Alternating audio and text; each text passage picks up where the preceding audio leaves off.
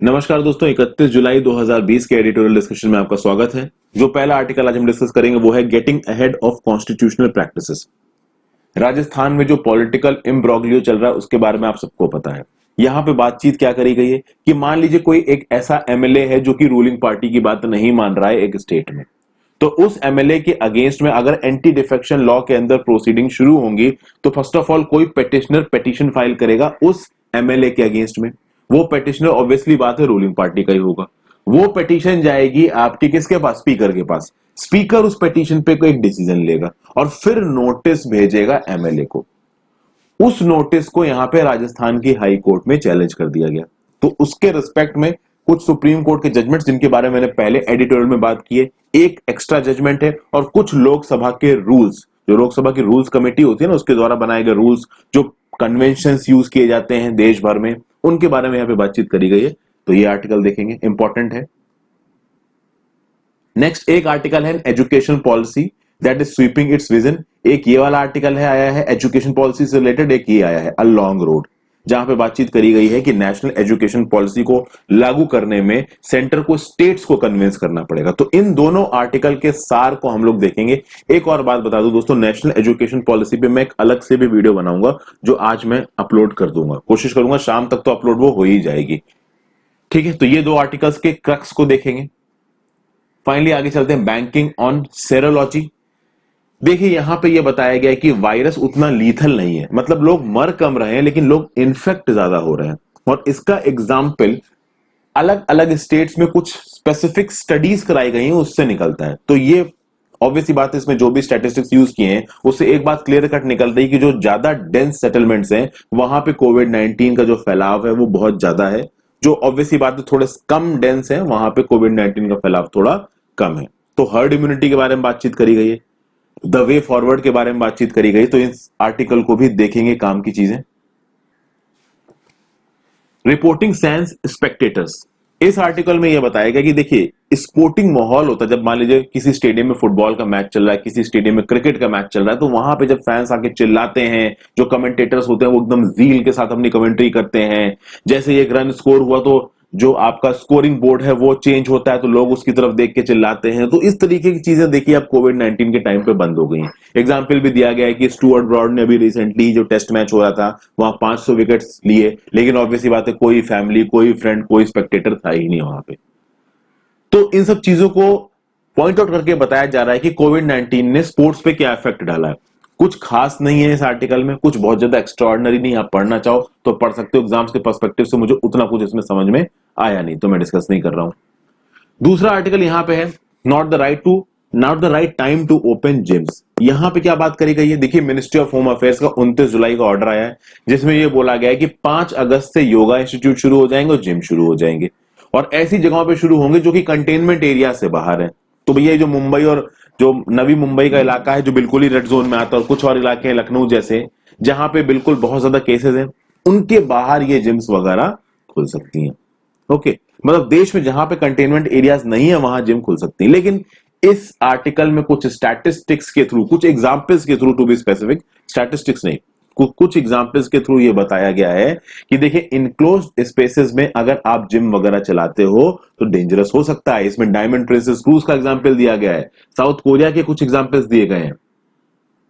ठीक है, जैसे कि एक ये बताया गया कि साउथ कोरिया में एक high intensity Zumba dance classes थी, तो उस जुम्बा डांस क्लासेस के चलते जिस हाई इंटेंसिटी की जगह पे वो क्लासेस हो रही थी वहां पे कोविड फैल गया, इन्फेक्शन का रिस्क ज्यादा हो जाता है।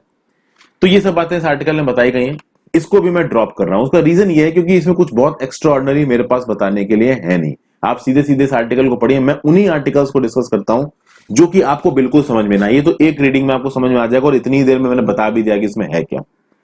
कुल मिला के बात ये कही जा रही है कि एरोजॉल्स के थ्रू कोविड-19 एयरबॉर्न है, ऐसे बहुत सी स्टडीज का बोलना है। डब्ल्यूएचओ ने भी ये बोला है कि कोविड-19 एयरबॉर्न नहीं है, ये हम 100% नहीं कह सकते, मतलब ये चांसेस हैं कि कोविड-19 एयरबॉर्न है। इसीलिए ऐसी जगहें जो कॉम्पैक्ट है, जो कि एक सेंट्रलाइज्ड एसी के अंदर आती हैं, उनको इतनी जल्दी ओपन करना सही नहीं है।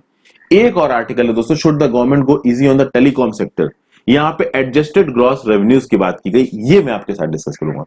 इस आर्टिकल के कुछ स्पेसिफिक पॉइंट्स हैं जो कि ये बताते हैं कि हमारे टेलीकॉम सेक्टर को ग्रो करने में एक्चुअली में प्रॉब्लम हो क्या रही है। और चूंकि जो करंट टेलीकॉम सेक्टर की सेटिंग है हमारे यहाँ पे वही इतनी प्रॉब्लमेटिक है, तो इस सेटिंग से 5G की सेटिंग में शिफ्ट करना हमारे लिए क्यों मुश्किल है, तो इन सब चीजों के बारे में इस आर्टिकल में बात करी गई है। तो ये सारे आर्टिकल्स हम देखने वाले हैं। सबसे पहला article, getting ahead of constitutional practices. सब टाइटल क्या है इसका? If constitutional principles and practices no longer excite the citizens but new political norms do, democracy is in trouble. Rajasthan high court ने क्या बोला कि देखिए 24 जुलाई को राजस्थान हाईकोर्ट ने एक ऑर्डर इशू किया और यह बोला कि भाई ये जो असेंबली स्पीकर हैं जोशी जी राजस्थान के असेंबली के, इन्होंने जो रेबल कांग्रेस लेजिस्लेटर्स हैं इनके खिलाफ ये जो एंटी डिफेक्शन की प्रोसीडिंग्स को शुरू किया है इन्होंने, उसको हम स्टे पे लगा रहे हैं। तो एंटी डिफेक्शन प्रोसीडिंग्स जो कि शुरू की गई थी रेबल एमएलएस के अगेंस्ट राजस्थान में, उसके ऊपर स्टे लगा दिया।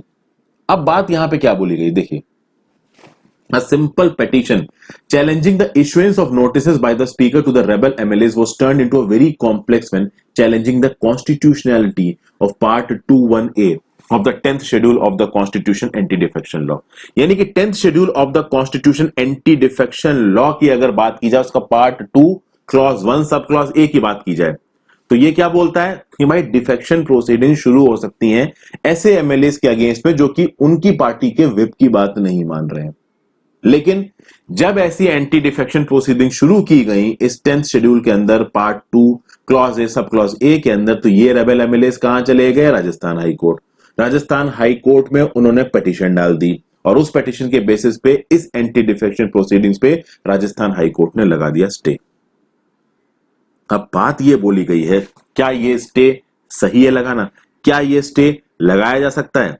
क्या जरूरी था राजस्थान के हाई कोर्ट का इसमें इंटरवीन करना? अब यहां पे कुछ रूल्स को समझने की जरूरत है। कौन से रूल्स को समझने की जरूरत है? देखिए, in the context of challenge to the notice only those rules which deal with the notice are relevant for this discussion. मतलब कौन से रूल्स की बात करें? देखिए, फर्स्ट ऑफ ऑल यहां पे आपको समझना पड़ेगा कि इन रेबल एमएलएस के अगेंस्ट में पिटीशन किसने बनाई, स्पीकर ने उसके ऊपर डिसीजन कैसे लिया और फिर फाइनली एक नोटिस इशू किया इन रेबल एमएलएस को। इस पूरे प्रोसीजर को कुछ रूल्स गवर्न करते हैं और इन रूल्स को बनाया था लोकसभा स्पीकर ने 1985 में, और इन रूल्स को ऑलमोस्ट सारे स्टेट लेजिस्लेचर ने अडॉप्ट किया है और इस्तेमाल किया। इसमें रूल 6 क्या बोलता है? रूल 6 बोलता है deals with the filing of petition and the forwarding of the name by the speaker to the member concern and related matters. आगे देखते हैं। Rule 6 Clause 4 says that before making a petition seeking the disqualification of a member, the petitioner shall satisfy himself and that there are reasonable grounds for believing that the member concerned has become subject to qualification. Therefore, the rules requires the petitioner and not the speaker to satisfy himself about the reasonableness for the ground of disqualification. The responsibility is discharged by the petitioner by appending a brief statement of the petition stating clearly that he has so satisfied himself। क्या कहानी लिखी, क्या बोल बच्चन लिखा है? बोल बच्चन दोस्तों ये है कि जब भी एंटी डिफेक्शन लॉ के अंदर प्रोसीडिंग्स चलती हैं उसके लिए कुछ रूल है, कुछ नियम कानून है जो कि लोकसभा स्पीकर ने 1985 में बनाए थे और उनको स्टेट लेजिस्लेचर मानते भी हैं। इस नियम कानून में रूल 6 और रूल 6.4 में क्या लिखा हुआ है कि देखिए, कोई रेबल एमएलए है, जैसे यहां पे रेबल एमएलए है, उन रेबल एमएलए के खिलाफ सबसे पहले एक पिटीशन बनाई जाएगी। किसके द्वारा? पिटिशनर के द्वारा। तो ये पिटिशनर एक पिटीशन बनाएगा। अब आप बोलोगे पिटिशनर कौन है? ये पिटिशनर स्पीकर नहीं है दोस्तों, ये पिटिशनर आपका रूलिंग पार्टी का कोई भी मेंबर हो सकता है। तो राजस्थान की स्टेट लेजिस्लेटिव असेंबली में कांग्रेस रूलिंग पार्टी है, तो कांग्रेस का कोई भी एक मेंबर पिटिशनर बनके यहां पे एक पिटीशन ड्राफ्ट कर सकता है जिसमें ये बोलेगा कि देखिए ये जो रेबल एमएलएस है ये बात नहीं मान रहे रूलिंग पार्टी की, हमारे डिसीजन के अगेंस्ट जा रहे हैं, पार्टी के डिसीजन के अगेंस्ट जा रहे हैं, तो इनके खिलाफ हम डिस्क्वालिफिकेशन की प्रोसीडिंग्स को शुरू कर रहे हैं। तो सबसे पहले डिस्क्वालिफिकेशन की प्रोसीडिंग के लिए एक ड्राफ्ट तैयार करेगा ये पिटिशनर, और पिटिशनर उस ड्राफ्ट में प्रॉपर रीजंस देगा जिसके लिए वो एक स्टेटमेंट लगाएगा इस पिटीशन में, और उस स्टेटमेंट में लिखेगा कि भैया देखिए इस बेसिस पे हम इनके खिलाफ ये नोटिस इनके खिलाफ ये जो पिटीशन है वो इनिशिएट कर रहे हैं। तो सबसे पहले तो पिटिशनर ने पिटीशन इनिशिएट करी, उसके बाद ये पिटीशन जाएगी किसके बाद? स्पीकर के पास। ठीक है। Rule 7 says that on the receipt of the petition, यानी अब ये पिटीशन पहुंची स्पीकर के पास।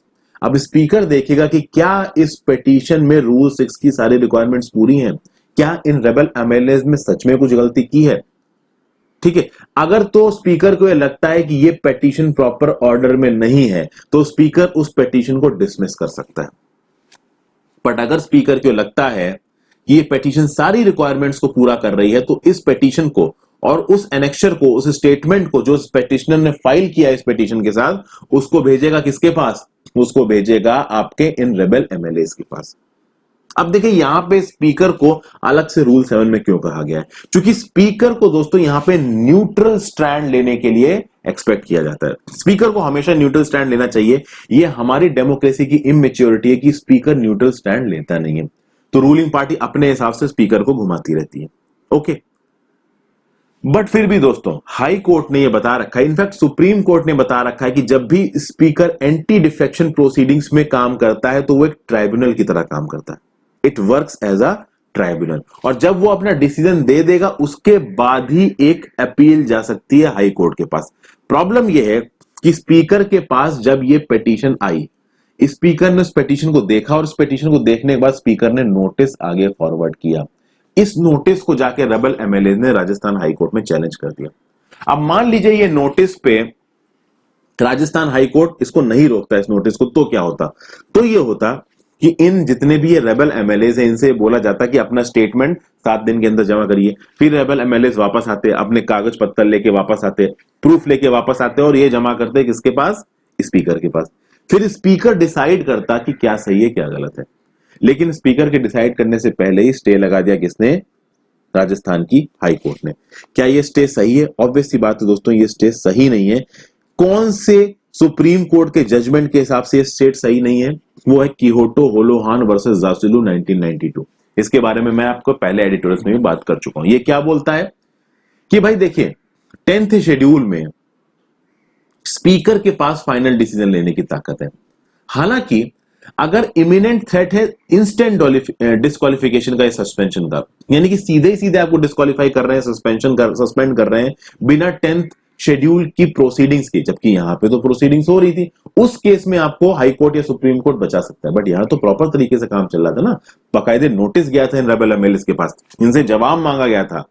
तो जवाब मांगने के बाद स्पीकर को डिसीजन तो लेने देते आप। डिसीजन के बाद अगर आपको लगता है कि इनका डिसीजन गलत है तो हाई कोर्ट रिवर्ट कर सकता था, लेकिन डिसीजन ही नहीं लेने दिया आपने हाई कोर्ट को, तो ये गलत बात है।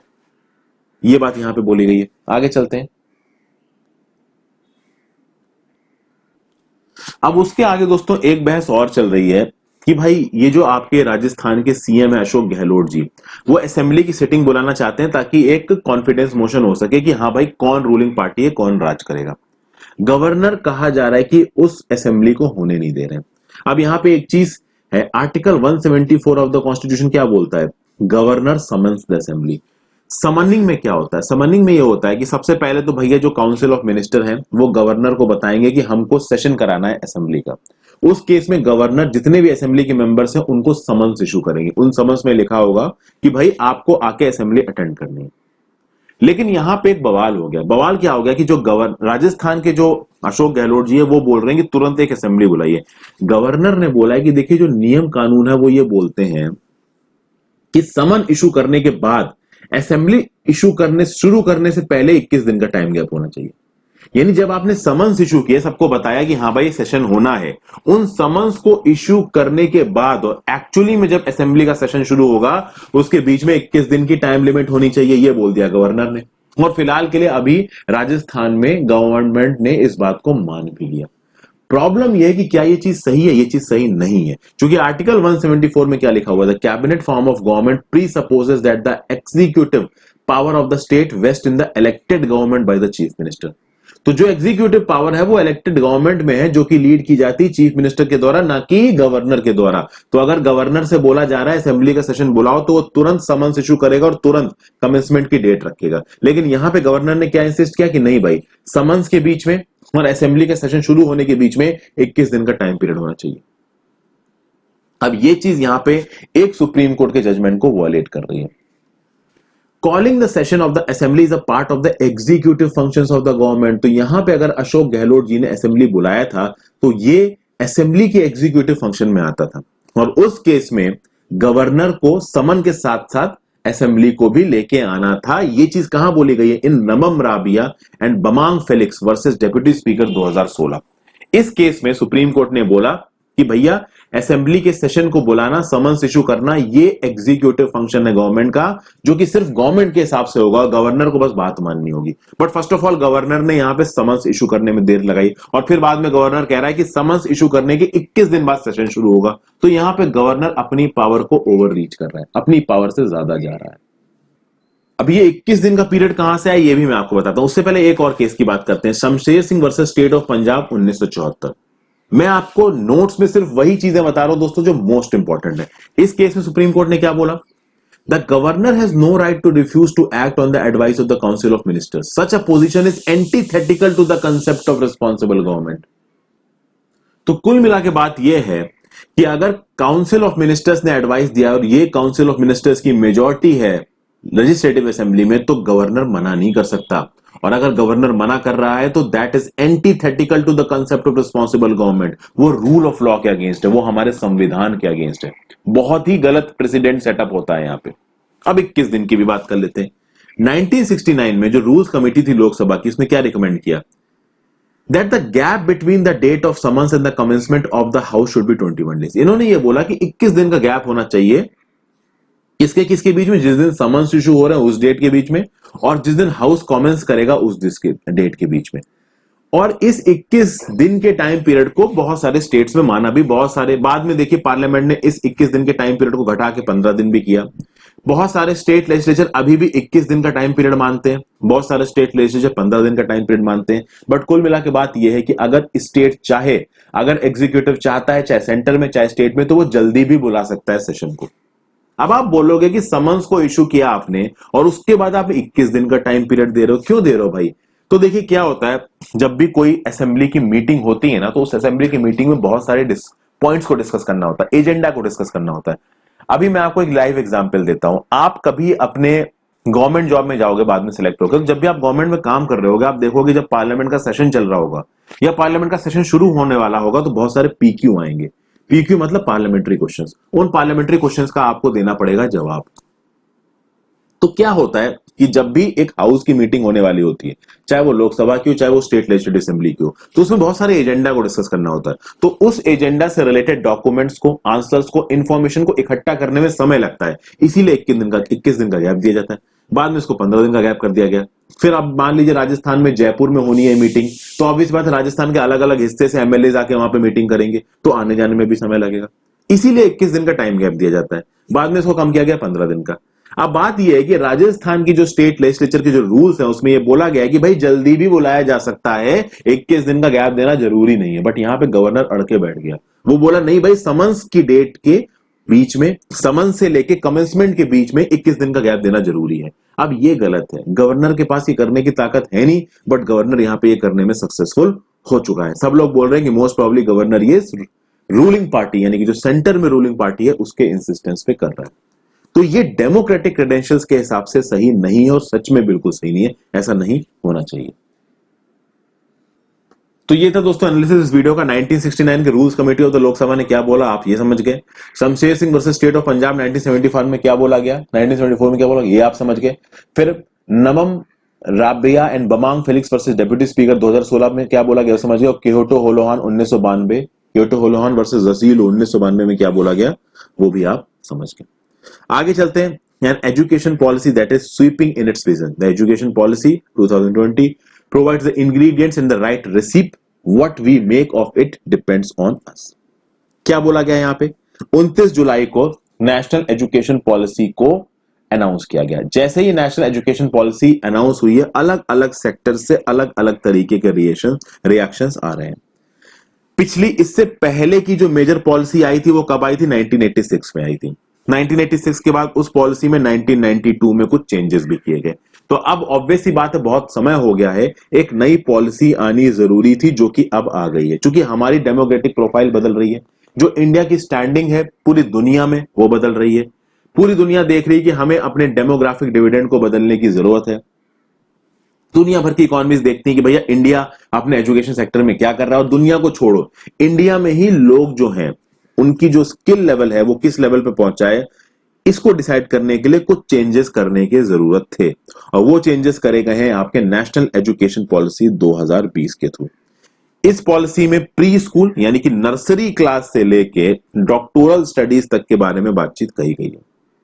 प्रोफेशनल डिग्रीज के साथ साथ वोकेशनल ट्रेनिंग पे भी ध्यान दिया गया है, क्योंकि प्रोफेशनल डिग्रीज आपको नॉलेज और डिग्री तो दे देती हैं, पर बहुत सारे केसेस में आपको जमीन पे जॉब नहीं मिलती। वहीं पे अगर आपके पास वोकेशनल ट्रेनिंग होगी, एक जॉब से रिलेटेड ट्रेनिंग होगी, तो आपको वो ग्राउंड पे बहुत मदद करेगी। इंडिया काफी प्रॉब्लम्स फेस कर रहा है एजुकेशन को लेके। रिसोर्सेज की कमी है हमारे यहाँ, इतनी सारी मदर टंग्स हैं, कोई एक फिक्स लैंग्वेज नहीं है। अब चाइना में देख लीजिए एक लैंग्वेज है मैंडरिन, इंग्लैंड में देख लीजिए एक लैंग्वेज है इंग्लिश, स्पेन में देख लीजिए एक लैंग्वेज है स्पेनिश, जर्मनी में देख लीजिए एक लैंग्वेज है जर्मनी, सब वही बोलते हैं। इंडिया में भैया अलग अलग लैंग्वेज है, तो हिंदी बोल रहा है कोई, तमिल बोल रहा है कोई, तेलुगु बोल रहा है, तो एक हिंदी बोलने वाला अगर कहीं साउथ इंडिया में पहुंच जाएगा तो उसको समझ ही में नहीं आएगा कि क्या बोल रहे हैं, तो बहुत सारी लैंग्वेज प्रॉब्लम्स होने लगेंगी। तो इस तरीके के बैरियर्स को ब्रेक करना है। फिर जो स्किल्स दी जाती हैं लोगों को पूरे देश भर में, उन स्किल्स को यूनिफॉर्म करना है। तो सबसे पहले क्या किया गया, जो पहले का जो एजुकेशन का ब्रैकेट था 10+2 जो मॉडल हुआ करता था, उसको तोड़ के 5+3+3+4 मॉडल ऑफ स्कूल एजुकेशन की बात की जा रही है।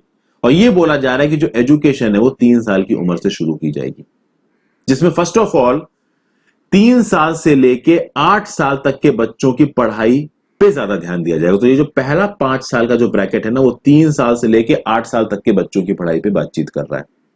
ठीक है, इस 3 साल से लेके 8 साल तक की पढ़ाई में इस बात पे स्पेशल ध्यान दिया जाएगा कि बच्चे को उसकी मदर टंग में पढ़ाया जाए। लेकिन इसमें एक प्रॉब्लम है, जो पेरेंट्स हैं वो बच्चे को एक ऐसी लैंग्वेज में पढ़ाना चाहते हैं जिसका कुछ यूज हो। तो चाहे साउथ इंडिया की बात कर लीजिए, चाहे नॉर्थ इंडिया की बात कर लीजिए, इंडिया में जो पेरेंट्स हैं उनकी टेंडेंसी क्या है कि बच्चे को अंग्रेजी में पढ़ाओ स्टार्टिंग लेवल पे। अगर आप बच्चे को अंग्रेजी में पढ़ा देते हो स्टार्टिंग लेवल पे, तो वो ज्यादा एफिशिएंट तरीके से मार्केट में कंपीट कर पाएगा। नेशनल एजुकेशन पॉलिसी बोलती है कि ठीक है 3 से 8 साल में आप इंग्लिश में भी पढ़ा सकते हो मोस्ट प्रॉब्ली, बट एक जो आपकी चाइल्ड की मदर टंग है उसको डेवलप करना भी बहुत जरूरी है। और जो 3 से 8 साल का बच्चे का दिमाग होता है ना दोस्तों, वो उस समय का दिमाग होता है कि उस समय पे जो जो लैंग्वेज आप उनको बताने लगोगे, सिखाने लगोगे, वो सीख जाएंगे। तो इस 3 से 8 साल के टाइम पीरियड में अगर आप बच्चे को इंग्लिश सिखाते हो वो इंग्लिश सीख जाएगा, तमिल सिखाते हो तमिल सीख जाएगा, इंग्लिश और तमिल दोनों भी सीख सकता है। वो डिपेंड करता है कि उसको सिखाया किस तरीके से जा रहा है। पहले तो ये बोला गया। बाकी 3-3-4 में क्या हो रहा है ये भी मैं आपको आगे बताऊंगा, मैं आज पूरी वीडियो बनाने वाला हूं इसके ऊपर। उसके बाद ठीक है, तो ये पहले 5 साल में क्या हुआ, 3 से 8 साल की उम्र में क्या हुआ, आपको अपनी मदर टंग भी सीखनी है और हो सके तो एक इंग्लिश जैसी लैंग्वेज भी सीखनी है। और आज की डेट में उन लोगों को सक्सेसफुल बोला जाता है जो अपनी मदर टंग के साथ साथ इंग्लिश को भी जानते हैं, ऐसा यहाँ पे ऑथर रुक रहे हैं।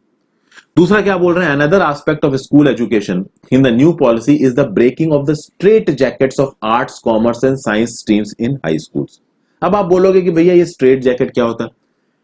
अच्छा, पहले पैराग्राफ में दोस्तों आप जब आर्टिकल पढ़ोगे वहां पे एक शब्द है फेलिसिटी। फेलिसिटी का मतलब होता है इंटेंस हैप्पीनेस, बहुत ज्यादा खुश होना, इसका मतलब होता है फेलिसिटी का। स्ट्रेट जैकेट, स्ट्रेट जैकेट का मतलब क्या होता है, restrain with straight jacket. Straight jacket क्या होता है दोस्तों कि कभी कभी ऐसा होता है जो प्रिजनर्स होते हैं जिनको जेल में बंद किया जाता है, उनको एक ऐसी जैकेट पहनाई जाती है जिस जैकेट के जो हाथ होते हैं ना, कपड़े होते हैं, वो पीछे से बंधे होते हैं। तो वो कपड़ा पीछे से बांध देते हैं, तो उसी बहाने वो जो प्रिजनर है ना उसका हाथ भी पीछे से बंध जाता है, तो वो मूव नहीं कर पाता है। तो यहां पे क्या बोला जा रहा है, another key aspect of school education in this policy is the breaking of strait jacket of arts, commerce and science streams in high school. यानी हाई स्कूल में अभी के लिए डोमिनेंस है आर्ट्स की, कॉमर्स की और साइंस स्ट्रीम्स की, और इसके अलावा बाकी ज्यादा चीजें लोग पढ़ते नहीं है।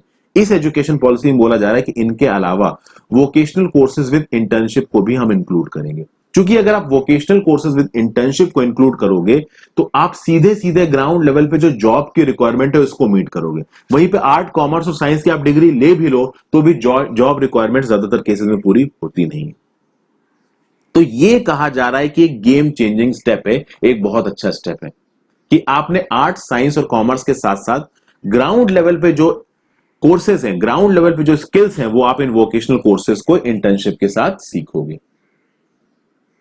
लेकिन इसमें एक कैच है दोस्तों, अब साइंस स्ट्रीम में मान लीजिए आप इंजीनियरिंग कर लेते हो तो आप इंजीनियर बन जाओगे। वोकेशनल कोर्सेज को सीखने में एक नुकसान है, नुकसान ये कि ब्लू कॉलराइजेशन हो सकता है जॉब्स का। अब आप बोलोगे ब्लू कॉलर जॉब्स क्या होती हैं? ब्लू कॉलर जॉब्स ये होती हैं दोस्तों जो नॉन ऑफिस सेटिंग में काम करते हैं। जैसे फॉर एग्जांपल आपने इंजीनियरिंग की किसी आईटी कॉलेज से, आईटी फील्ड में, और बाद में आपकी विप्रो में जॉब लग गई 5 लाख के पैकेज पे, ठीक है, तो आप विप्रो के ऑफिस में पहुंच गए। उसी ऑफिस में कुछ नॉन ऑफिस सेटिंग्स में भी लोग काम करते होंगे, तो उसी ऑफिस में लेडीज को कैब से ऑफिस तक छोड़ना, उनके घर तक छोड़ना, तो ड्राइवर की जॉब होगी। फिर कोई एक कंस्ट्रक्शन कंपनी, उसकी कंस्ट्रक्शन साइट पे कुछ वर्कर्स काम कर रहे हैं, उनकी जॉब होगी। तो ये होते हैं इस तरीके के jobs, blue collar jobs. Blue collar jobs वाले क्या करते हैं, they use their hands and physical abilities to perform their duties. तो ब्लू कॉलर एम्प्लॉयज में construction workers, machine operators, millwright, assembler, truck driver, इस तरीके के लोग आते हैं ब्लू कॉलर में। तो एक बात यहां पे ये एक इश्यू उठाया जा रहा है कि भाई देखिए, अगर आप वोकेशनल कोर्सेज को तवज्जो देंगे इंटर्नशिप के साथ, तो लोग साइंस में नहीं पढ़ेंगे, आर्ट्स में नहीं पढ़ेंगे, कॉमर्स में नहीं पढ़ेंगे। तो जब उनके पास प्रॉपर डिग्री नहीं होगी, केवल एक वोकेशनल कोर्स होगा, तो या तो वो ड्राइवर बनेंगे या कंस्ट्रक्शन वर्कर बनेंगे। तो ये बात पे हमको ध्यान रखना है कि कहीं इस पॉलिसी से ब्लू कॉलराइजेशन ना होने लगे नौकरियों का, ठीक है, एक बात ये बोली गई। दूसरी बात क्या कहा जा रहा है कि इस पॉलिसी ने ये एनविसेज किया है कि स्कूल एजुकेशन में 100% ग्रॉस इनरोलमेंट रेट होगा 2030 तक। ग्रॉस इनरोलमेंट रेट क्या होता है कि मान लीजिए 100 लोग एक एज ग्रुप में हैं जो कि स्कूल में एनरोल होने चाहिए, लेकिन एक्चुअली में 25 लोग ही पढ़ रहे हैं, तो ग्रॉस एनरोलमेंट रेशियो कितना हो गया, 25%। ग्रॉस एनरोलमेंट रेशियो होता है कि कितने लोग एलिजिबल हैं उस एज ब्रैकेट में पढ़ने के लिए और कितने एक्चुअली पढ़ रहे हैं। तो स्कूल में अगर एलिजिबल हैं 100 लोग पढ़ने के लिए और पढ़ केवल 25 रहे हैं, तो कितना ग्रॉस एनरोलमेंट रेशियो हो जाएगा, 25%। ठीक है, यह बात तो बोली गई स्कूल के पर्सपेक्टिव से। वहीं जब हायर एजुकेशन की बात आती है, तो हायर एजुकेशन में जो टारगेट रखा गया है ग्रॉस एनरोलमेंट रेशियो का, वो रखा गया है 50%, और कहा गया है कि 2035 तक हमको 50% ग्रॉस एनरोलमेंट रेशियो अचीव करना है हायर एजुकेशन में। हायर एजुकेशन में क्या बोला गया है, फ्लेक्सिबिलिटी दी गई है। तो अभी के लिए जो स्ट्रेट और नैरो पाथ हुआ करते थे, उनमें यह कहा गया कि देखिए, NEP 2020 proposes a multidisciplinary higher education framework with portable credits and multiple exits with certificates, diplomas and degrees. Higher education तगड़ी होती है दोस्तों, मैं बताता हूं कैसे।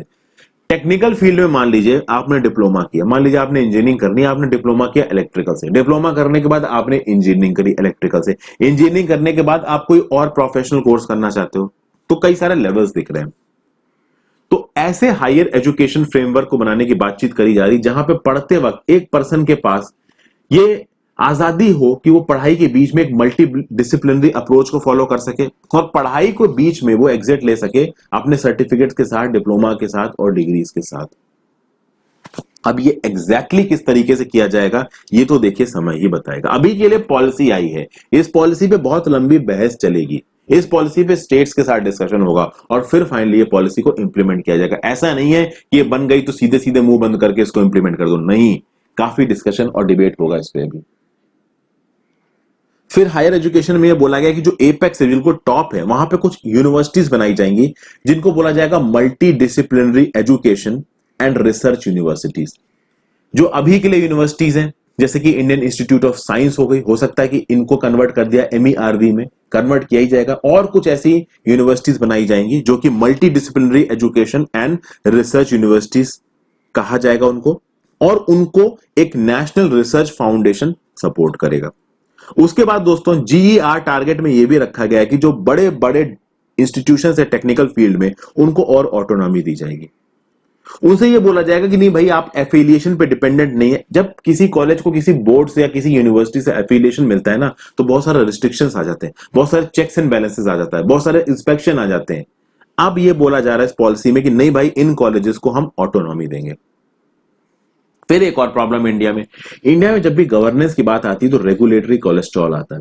रेगुलेटरी कोलेस्ट्रॉल यानी रेगुलेशन में आप एक इंस्टीट्यूट के काम करने के तरीके को इस हद तक रिस्ट्रिक्ट कर देते हो कि वो ठीक तरीके से काम ही नहीं कर पाता है। यहां पे NEP 2020 क्या कर रहा है, a bold prescription to free our schools, colleges and universities from periodic inspections and place them on the path of self assessment and voluntary declaration।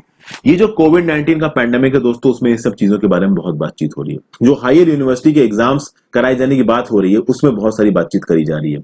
तो ये बोला जा रहा है कि अभी के लिए जो स्कूल, कॉलेजेस, यूनिवर्सिटीज में बहुत सारे इंस्पेक्शन किए जाते हैं, ये सब बंद किया जाएगा और इनको सेल्फ असेसमेंट की ताकत दी जाएगी, वॉलंटरी डिक्लेरेशन की ताकत दी जाएगी। हालांकि ऑब्वियस सी बात है, ये जो वॉलंटरी डिक्लेयर करेंगे ये यूनिवर्सिटीज, उनके चेक्स होंगे, बट वो ऐसे चेक्स नहीं होंगे जैसे कि अभी हो रहे हैं। वो चेक्स उनको रोकेंगे नहीं। तो transparency, maintaining quality and standards and a favorable public perception will become a 24/7 pursuit for institutions, leading to all round improvement in their standard।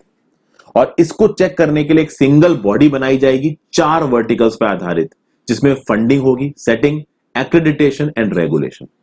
अब ये बॉडी किस तरीके से काम करेगी, ये तो देखिए समय ही आपको बताने वाला है। उसके बाद फाइनली इस आर्टिकल में बोला गया कि देखिए 6% ऑफ द जीडीपी खर्च किया जाएगा एजुकेशन में। हालांकि अभी के लिए बोला जा रहा है कि जो टैक्स कलेक्शन का रेट चल रहा है, जो टैक्स टू जीडीपी कलेक्शन का रेट है, वो इतना कम है कि 6% ऑफ द जीडीपी आप कैसे लेके आओगे, ये एक बहुत बड़ा सवाल है। हालांकि अगर एक विल पावर हो तो ऑथर ये बोल रहा है कि कहीं ना कहीं कोई ना कोई रास्ता जरूर निकल आता है। उस विल पावर को होना जरूरी है और ये जो शुरुआत है, ये शुरुआत बहुत अच्छी है, ये बोला जा रहा है। अगले आर्टिकल पे चलते हैं। नेक्स्ट आर्टिकल है आपका इसी पॉलिसी से related, a long road the centre will have to convince the states that the national education policy benefits all. ये बात कही जा रही है कि ये जो पॉलिसी है, इसको एक फेडरल सिस्टम में इंप्लीमेंट करना है। तो अगर इसको फेडरल सिस्टम में इंप्लीमेंट करना है तो स्टेट्स का इन्वॉल्वमेंट बहुत ज्यादा जरूरी है। और स्टेट्स को अगर आपको इन्वॉल्व करना है तो ऑब्वियसली बात है, पैसों की बातचीत करनी पड़ेगी। स्टेट्स में जो डोनेशंस होती हैं, कॉलेजेस में, स्कूल कॉलेजेस में जो पॉलिटिशियंस को डोनेशन जाती हैं, जो पॉलिटिकल पार्टीज को डोनेशन जाती हैं, उनके बारे में बातचीत करनी पड़ेगी। बहुत सारा कंसेंसस लेके आना पड़ेगा, क्योंकि ये इतना एम्बिशियस प्रोग्राम है ना कि अगर इस एम्बिशियस प्रोग्राम को पैन इंडिया बेसिस पर लागू करना है तो ऑब्वियसली बात है, एक यूनिफॉर्मिटी होनी चाहिए पूरे देश में। और इस यूनिफॉर्मिटी के लिए अलग अलग स्टेट्स की सरकारों को कन्विंस करना पड़ेगा कि आप भी अपने इलाके में इनको इंप्लीमेंट करिए। अब ऑथर यहां पे बोल रहा है कि इस नेशनल एजुकेशन पॉलिसी में कुछ ऐसी डिक्लेरेशंस हैं जिनको सारी स्टेट्स नहीं मानेंगी या फिर प्रॉब्लमेटिक कर सकती। कुछ ऐसी डिक्लेरेशंस हैं जिनको स्टेट्स तुरंत मान लेंगी। जैसे प्रॉब्लम कहां हो सकती है, प्रॉब्लम ये हो सकती है, देखिए लैंग्वेज, जो लैंग्वेज वाली बात यहां पे बोली गई है उसमें प्रॉब्लम आ सकती है। उसके बाद ये बोला जा रहा है कि बोर्ड एग्जामिनेशंस को 1 साल में 2 बार कराया जा रहा है, उसमें प्रॉब्लम आ सकती है। जो रोट लर्निंग वाले कॉन्सेप्ट से अलग हटने वाली बात है, उसमें प्रॉब्लम आ सकती है। ग्रेजुएशन जहां जहां पे अभी के लिए 3 साल का हो रहा है, उसको 4 साल करने की बातचीत हो रही है, उसमें प्रॉब्लम आ सकती है। फिर फाइनली एक सबसे इंपॉर्टेंट चीज, एक हायर एजुकेशन कमीशन बनाया जाएगा इंडिया का, और इस हायर एजुकेशन कमीशन को अच्छी खासी ताकतें दी जाएंगी। तो इसको टीथ देने के लिए, इसको ताकत देने के लिए भी स्टेट्स को कन्विंस करना पड़ेगा, इसमें प्रॉब्लम आ सकती है। कुछ ऐसे पॉइंट्स भी बताए गए हैं जहां पे शायद कोई प्रॉब्लम ना आए। तो ये बोला गया है कि बच्चों को स्कूल में एनर्जी फिल्ड ब्रेकफास्ट दिया जाएगा। तो मिड डे मील तो खाना तो दिया ही जा रहा है, उनको एक एनर्जी फिल्ड ब्रेकफास्ट दिया जाएगा। मेरे ख्याल से ब्रेकफास्ट वाले पॉइंट पे ऑथर बोल रहा है किसी भी स्टेट को प्रॉब्लम नहीं होना चाहिए, ठीक है। फिर ये बोला जाएगा कि इंक्लूजन फंड बनाए जाएंगे। इंक्लूजन फंड का काम क्या होगा? इंक्लूजन फंड डायरेक्टेड होगा किसकी तरफ? ये डिसएडवांटेज चिल्ड्रन की तरफ। तो जो इंक्लूजन फंड्स हैं socially and educationally disadvantage children के लिए रखे जाएंगे। एजुकेशन को यूनिवर्सलाइज करने की बातचीत करी जा रही है, स्कूल में भी और हायर एजुकेशन में भी, ठीक है। बट प्रॉब्लम यह है दोस्तों कि जो फी रेगुलेशंस हैं, फी रेगुलेशंस अलग अलग स्टेट में अलग अलग है। फी के बारे में जो अप्रूवल प्रोसेस होता है वो भी अलग अलग स्टेट्स में अलग अलग है। स्टेट गवर्नमेंट्स का अपने यहाँ के कॉलेजेस में अच्छा खासा रुतबा होता है। अगर ये नेशनल एजुकेशन पॉलिसी लागू हो जाती है, वो रुतबा चला जाएगा। तो अगर आप एक national higher education regulatory council बनाना चाहते हो जो कि एक एपेक्स कंट्रोल ऑर्गेनाइजेशन की तरह काम करे, तो उसमें स्टेट्स का प्रॉपर रिप्रेजेंटेशन होना चाहिए, स्टेट्स को प्रॉपर ताकत मिलनी चाहिए, क्योंकि जब तक स्टेट्स की ताकत होगी नहीं, स्टेट्स उस बात को सपोर्ट करेंगे नहीं। तो ये सारी बातें कही जा रही। तो अभी के लिए एक बहुत बड़ी डिबेट बची हुई है, एक बहुत बड़ी बहस बची हुई है। अभी काफी समय लगने वाला है इस चीज को इंप्लीमेंट होने में, ठीक है। आगे चलते हैं। Banking on serology. The virus isn't as lethal as originally feared but is more infectious than previously believed. यहां क्या बोला जा रहा है दोस्तों? यहां पे कुछ स्टैटिस्टिक्स दिए जा रहे हैं। स्टैटिस्टिक्स में क्या बोला गया, एक सेरोलॉजी सर्वे हुआ रिसेंटली जो साइंटिस्ट ने किया मुंबई में कोविड-19 में। उन्होंने पाया गया कि स्लम्स में जब टेस्टिंग हुई तो यह पता चला कि स्लम्स में ऑलमोस्ट 3 in 5 यानी almost 60%, approximately 57% of those tested, ये पता चला कि भैया वो वायरस से एक्सपोज हो चुके हैं और उनके अंदर अब एंटीबॉडीज भी आ चुकी हैं। वहीं पर रेजिडेंशियल सोसाइटीज में जब ये टेस्टिंग चल रही थी तो पता चला था 16% लोग वायरस से ऑलरेडी एक्सपोज हो चुके हैं, उनके अंदर एंटीबॉडीज आ चुकी हैं। अब बात ये बोला जा रहा है कि इस तरीके के जो स्टडीज हैं, इस तरीके के जो स्टैटिस्टिक्स हैं वो बहुत सारे स्टेट्स में कराए जा रहे हैं। तो मुंबई में भी कराए जा रहे हैं, दिल्ली में भी कराए जा रहे हैं, ये और भी बहुत से स्टेट्स में कराए जा रहे हैं, गुजरात में कराए जा रहे हैं, तमिलनाडु में कराए जा रहे हैं। ये कराए क्यों जा रहे हैं स्टैटिस्टिक्स? सबसे पहली बात तो ये देखा जा रहा है कि यही हर्ड इम्यूनिटी का सिद्धांत, हर्ड इम्यूनिटी का सिद्धांत क्या बोलता है कि जब 60 से 70% ऑफ द पॉपुलेशन अफेक्ट हो जाएगी कोरोना से और वो इम्यूनिटी की डेवलप कर लेगी तो उसके बाद कोरोना आगे नहीं फैलेगा, ये बात बोली गई। तो ये स्टेट्स इस स्टैटिस्टिक्स को करा के ये देखना चाहते हैं कि क्या 16 या 17% पे ये हर्ड इम्यूनिटी मिल सकती है, जो कि बहुत मुश्किल है, क्योंकि साइंटिफिकली प्रूवन फैक्ट से बोलते हैं कि हर्ड इम्यूनिटी 70% पे आई है। अभी भी हर्ड इम्यूनिटी अगर किसी को नहीं पता है तो मैं आपको बता देता हूं। मान लीजिए 100 लोग हैं और उन 100 लोगों के बीच में बीमारी फैल रही है, तो अगर 70% लोगों को बीमारी हो जाती है तो बस उस बीमारी के मैक्सिमम इफेक्ट्स हो जाएंगे, उसके आगे उसके डेंजरस इफेक्ट्स नहीं होंगे। मतलब वो बीमारी पीक करना शुरू होगी 70% ऑफ द पॉपुलेशन तक, उसके बाद वो पीक नहीं करेगी। अभी के लिए ये बोला जा रहा है कि बहुत सारे स्टेट्स स्टडीज करा रहे हैं और बहुत सारे स्टेट्स ने ये भी बोला है कि लगभग 17% of the population of their state is affected, उसके बाद ये इफेक्ट नहीं आएगा। कुल मिला के ये बात कही जा रही है कि इस तरीके की स्टडीज को करा के शायद स्टेट्स और वहां के डॉक्टर्स ये साबित करना चाहते हैं कि इस कोविड-19 का जो स्प्रेड है वो एक लिमिट तक ही होगा। बट यहां पे ऑथर ये बोल रहा है कि ये जो अप्रोच है, ये अप्रोच बहुत गलत है। क्यों गलत है? क्योंकि भले ही ये कोविड-19 लोगों को मार नहीं रहा है, बट कोविड-19 लोगों को इन्फेक्ट बहुत ज्यादा कर रहा है। और हमारे सामने चैलेंज कब तक रहेगा? हमारे सामने चैलेंज तब तक रहेगा जब तक इसकी एक रिलायबल वैक्सीन नहीं आ जाती, जो कि लगभग 1 साल तक अभी नजर नहीं आ रही है। तो कुल मिला के जो भी सेरोलॉजिकल सर्वेस कराई जा रही हैं, ये बस ये चीज को बताती हैं कि पेंडेमिक किस तरफ मूव कर रहा है। उसके फाइनल कंक्लूजन को ये कभी बता नहीं पाएंगी। क्यों? क्योंकि the unrelenting advance of the virus shows that while it is much less of a killer in aggregate than expected, it spares few from infection. इस तरीके की लाइनें दोस्तों अगर आप अपने एग्जाम्स में कोट कर सकते हो, हालांकि देखिए सब में आपको इस तरीके की लाइनें कोट नहीं करनी है, बट बीच बीच में इस तरीके की लाइन अगर आप कोट कर दो पेपर में, आपको अच्छे नंबर मिल सकते हैं यूपीएससी में, मेंस में। तो सेरोलॉजिकल सर्वेज में क्या डेफिशिएंसीज है, यहां पे ऑथर ने बताया। सेरोलॉजिकल सर्वेज को ऑथर बोल रहा है कि बस एक पॉइंटर की तरह देखिए, एक इंडिकेटर की तरह देखिए, उससे कोई कंक्लूजन ड्रॉ करना गलत होगा। और फाइनली यहां पे आते हैं दोस्तों, should the government go easy on telecom sector? The imbroglio over adjusted gross revenues has shaken the once booming sector foundations. सबसे पहले तो ये समझते हैं दोस्तों एडजस्टेड ग्रॉस रेवेन्यू होता क्या है।